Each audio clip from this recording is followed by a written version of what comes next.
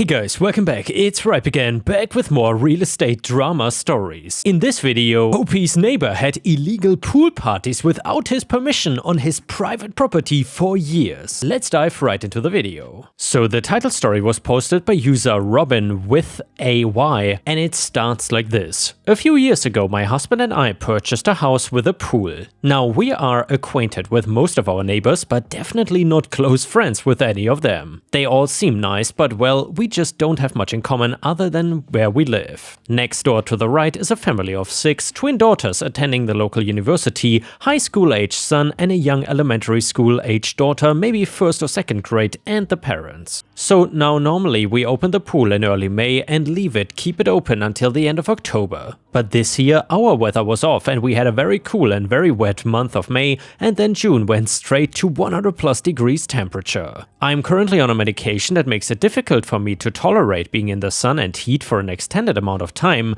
plus we have been helping 2 extended family members who are having health issues. So because of this, we haven't had our pool opened yet this year. Normally we go to the family lake house for a week during each of the 3 major holidays, but we didn't go for Memorial Day because there was flooding around the lake this year, and because a family member was just discharged from the hospital yesterday, and July 4th being a Thursday this year, we decided to stay home this week and be available to help this family member. Now, several times in June, the little girl next door has seen either my husband or myself outside, and she has asked when we are opening the pool. We first told her maybe later, but the last time, yesterday, she asked and I said we are probably just not gonna open it this year, and then she started crying. Now, we have never had any of the neighbors over to use our pool, so I didn't understand why she was even crying over us not opening our pool. Well, I spoke with the neighbor on the left later, and apparently our neighbors on the right have been having a small family party at our pool every 4th of July when we are gone. They have always cleaned up really well afterwards, and because we have had scheduled pool maintenance and weekly yard service occasionally, things are moved around in our yard and we never thought much about it. The neighbor on the left thought we had given the other neighbors permission to use our pool. We did give them permission to retrieve any balls or toys that ended up in our yard, but never permission to use our pool, especially when we are not at home. We have a special latch on the gate, and my husband did show the neighbor how to open the gate to retrieve his kids' toys. So now my husband, who loves gadgets, is gonna have several more cameras installed around the exterior of our house, covering the gate and pool area. And of course have the gate latch made where we can grant remote access for the pool service and yardmen. Luckily we have a friend who does cameras and home automation systems. I'm annoyed our neighbors have been using our pool though without permission, but my husband is happy that I'm letting him get more gadgets around the house. Now, do we confront the neighbors and let them know we know they've been using our pool, or just wait and see if they say anything about our new security cameras? And yeah, Ripe stars, before we read the comments, I'm curious, if you would have been in an OP situation and your neighbor would have used your pool without your permission and without you knowing for years, what would you have done? Honestly, it seems like in order to attract entitled people and entitled neighbors, the #1 thing you can do is get a private pool. I'm not sure if there's anything else in the universe that attracts entitled people as much as this. It is really fascinating. Either way, a user in the comments said, I had this problem. When I left town, I put up a warning sign that stated the pool was being chemically treated and it was dangerous. Of course, I did no such thing. All I did was put up a sign. One day I got a call from an ER because someone snuck into the pool and claimed they were injured by the chemicals. I told the doc they were faking it, as the only thing I put up was the sign. Comment number 2, lawyer here, though not yours. You need to put up no trespassing signs, tell your neighbors they are not allowed on your property without explicit permission, and change the lock to the gate. Now that you know, you're on notice and could be held liable if they are injured visiting your pool. It sucks, but it will be much less trouble than a lawsuit. Comment number 3, I would also suggest you place no trespassing signage on your gate and around the fence, and then watch your cameras. And by the way, Ripe stars, just a quick thought here,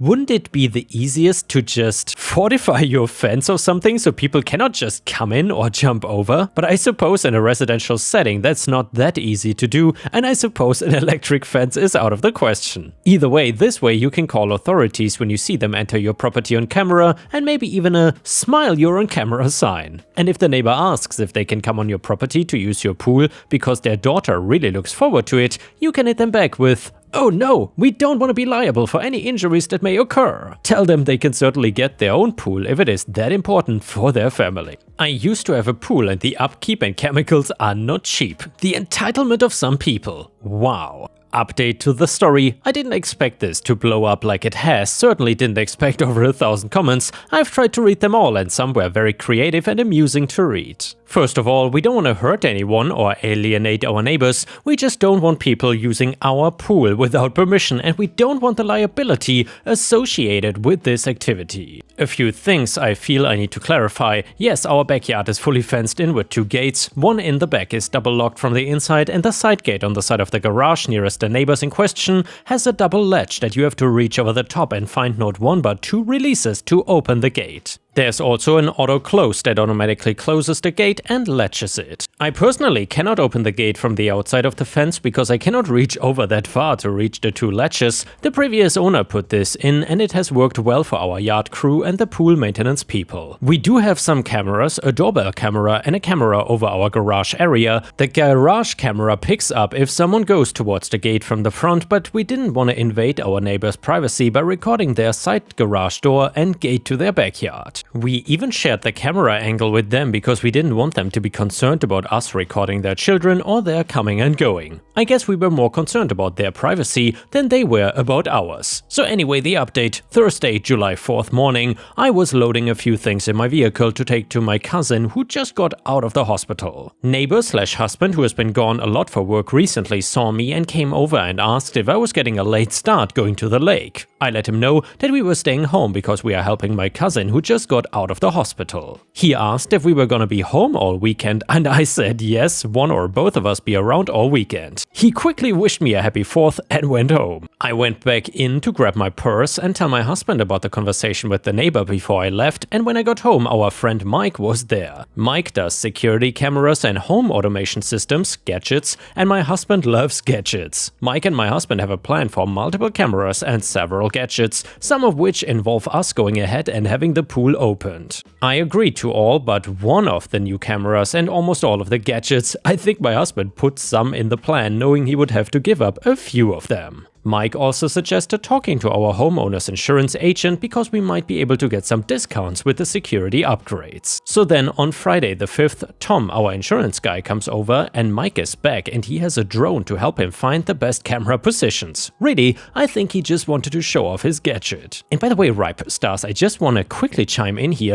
Am I alone in thinking this? I mean, installing all these cameras and gadgets and stuff is great, but to be honest, the first thing I would have done is talk to the neighbors and ask them why the hell they feel entitled to coming into my pool without permission. I think a lot of these conflicts could be solved potentially by just talking to people, but then again, having cameras of course is good. So anyway, my husband, Mike and Tom are outside and are all around the house and occasionally inside. I look outside every so often and at different times other neighbors have come outside and down to our end of the street. So neighbors want to know what's going on and my husband tells them that we are concerned that someone or several people may have used our pool without our permission while we were not home. So then it turns out that 2 different neighbors had witnessed some friends of the neighbor children come over last year and they and the neighbor twins had gone into our backyard. One neighbor even asked the girls and they claimed that we let them come over all the time and use our pool. So at this point, husband and Tom discussed this and Tom says we should send a registered letter to the neighbors rescinding our permission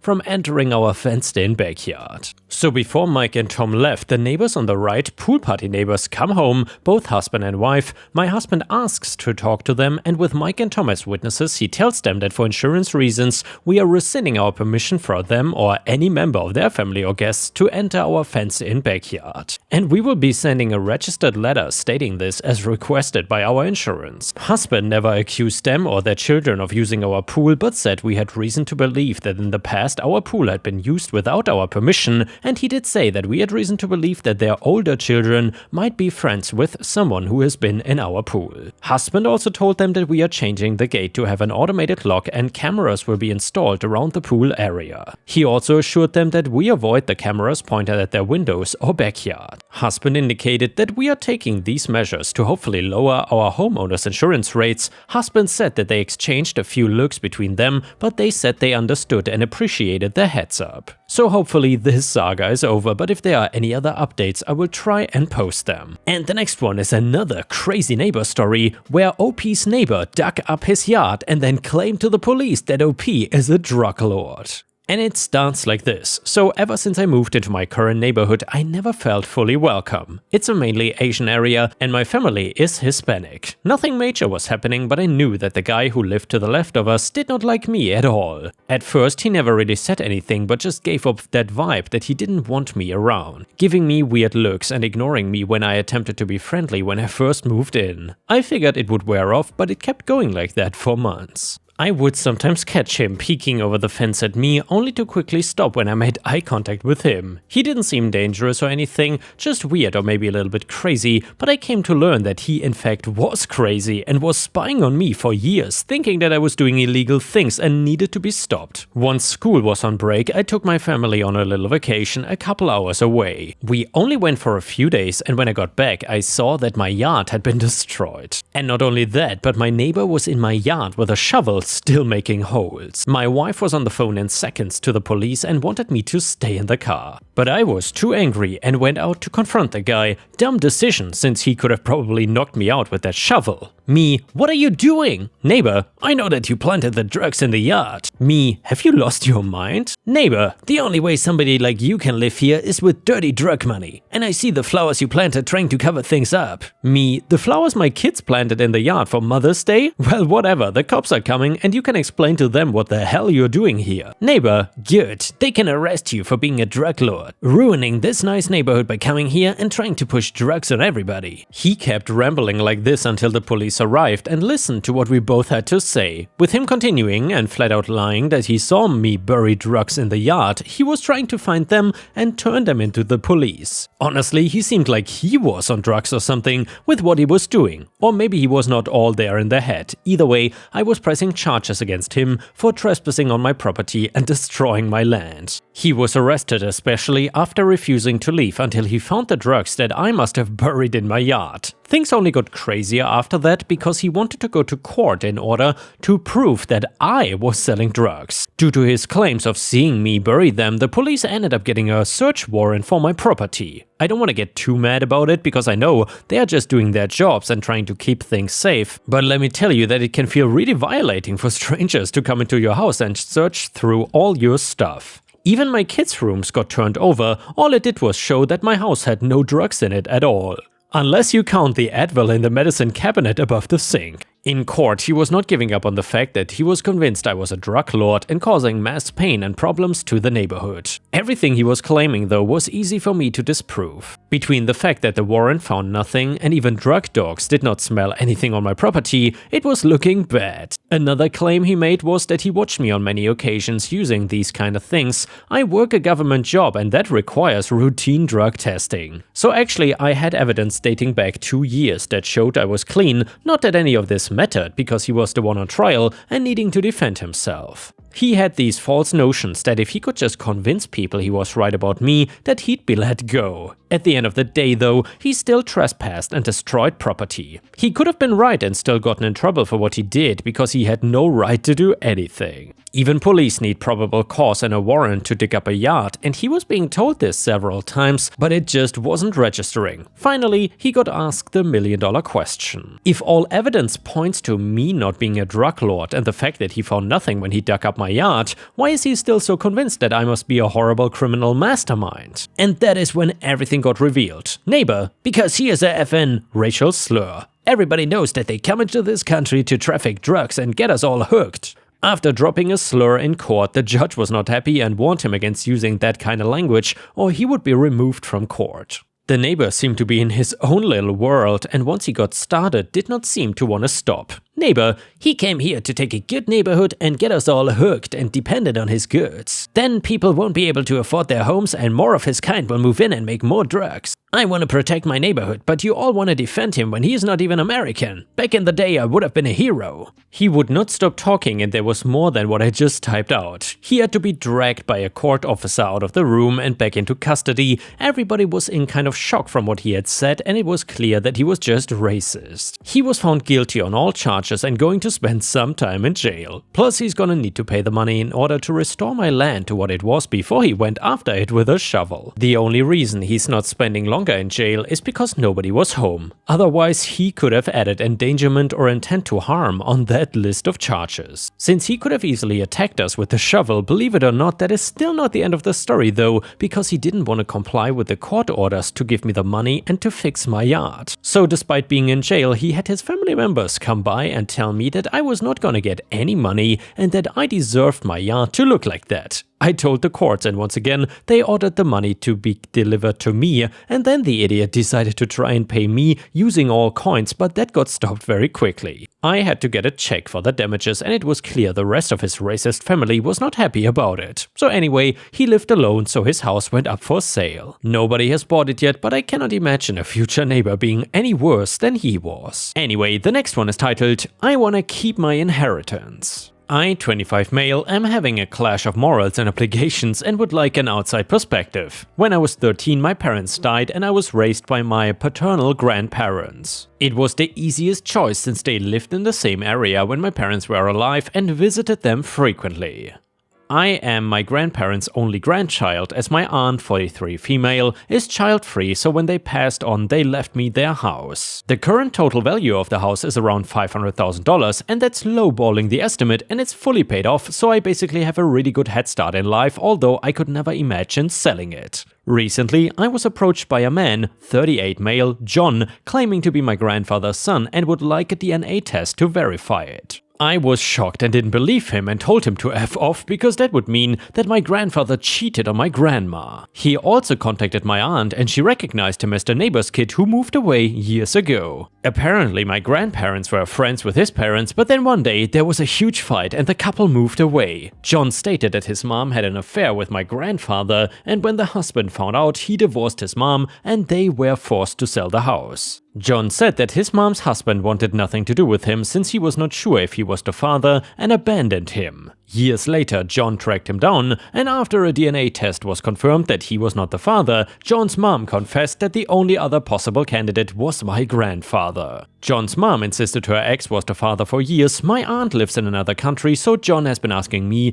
to do a DNA test so that he can finally know for sure who his father is. I was willing to do it until my girlfriend, 26 female, brought up the issue of ownership of the house. I did a quick check, and if the DNA test proves that John is indeed my grandfather's son, he might be able to sue for a share of the estate. If it came down to it, I would be forced to sell my home because there's no way I could buy out even 1/3 of the share if John wanted it. I contacted John and said that I would be more than willing to do a DNA test, but only under the condition that he signs away any rights or claims to the house if he is proven to be my grandfather's son via paperwork that my lawyers will draw up. I did not hear from John for days, but then got an angry call from a woman claiming to be his wife who called me greedy and selfish. That I could not possibly know that pain of not knowing who my father is and that my grandfather owes John. I hung up on her and contacted a lawyer. So far, unless John can present enough evidence to create doubt, he doesn't have much of a case. Especially since the possible father is already deceased. While I am content with never giving John what he wants until he waives his rights, and my aunt won't either, his wife has begun stalking me on social media and putting me on blast.